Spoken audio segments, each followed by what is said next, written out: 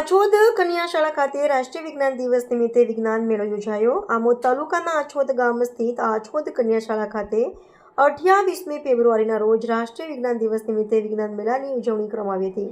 વિજ્ઞાન પ્રત્યે વિદ્યાર્થીઓમાં રસ અને જિજ્ઞાસા વધે તે હેતુથી શાળામાં વિવિધ વૈજ્ઞાનિક કૃતિઓનું પ્રદર્શન યોજાયું હતું। આ વિજ્ઞાન મેળામાં ધોરણ 6 થી 8માં અભ્યાસ કરતી કુલ 80 વિદ્યાર્થીનીઓએ ઉત્સાહભેર ભાગ લીધો હતો। વિદ્યાર્થીનીઓએ પોતાના પ્રયત્નોથી કુલ 66 સ્ટોલ ઊભા કરી વિવિધ વિષયો પર આધારિત વૈજ્ઞાનિક મોડેલો અને કૃતિઓ તૈયાર કરી હતી। પર્યાવરણ સંરક્ષણ, પાણી બચત, સોલાર ઉર્જા, પ્રદૂષણ નિયંત્રણ તેમજ દૈનિક જીવનમાં ઉપયોગી વૈજ્ઞાનિક સાધનો જેવા વિષયો પર રચાયેલા પ્રોજેક્ટ્સે મુલાકાતીઓને આકર્ષ્યા હતા। વિદ્યાર્થીનીઓએ પોતાની કૃતિઓ અંગે સરળ ભાષામાં સમજાવી ઉપસ્થિત મહેમાનો અને ગ્રામજનોને માહિતી આપી હતી। કાર્યક્રમ દરમિયાન શાળા પરિવાર દ્વારા વિદ્યાર્થીનીઓના પ્રયત્નોની પ્રશંસા કરવામાં આવી હતી અને ભવિષ્યમાં પણ આવી પ્રવૃત્તિઓ યોજી વૈજ્ઞાનિક દ્રષ્ટિકોણ વિકસાવવાનો સંકલ્પ વ્યક્ત કરવામાં આવ્યો હતો। આ નિમિત્તે આચાર્ય ઇલિયાસભાઈ પટેલ, વિજ્ઞાન શિક્ષક યુવરાજભાઈ પટેલ, કલ્પેશભાઈ ચૌધરી હાજર હતા। જ્યારે વિજ્ઞાન પ્રદર્શનના મૂલ્યાંકન માટે બુવા પ્રાથમિક શાળાના ભાવિકાબેન પટેલે, માછાસરા પ્રાથમિક શાળાના કાજલબેન, આમોદ કન્યા શાળાના પ્રતિકભાઈ મૂલ્યાંકન કરી પોતાની ફરજ બજાવી હતી।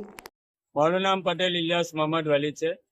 હું આછોદ પ્રાથમિક કન્યા શાળા PMC ગુજરાતમાં આચાર્ય તરીકે સેવા બજાવું છું।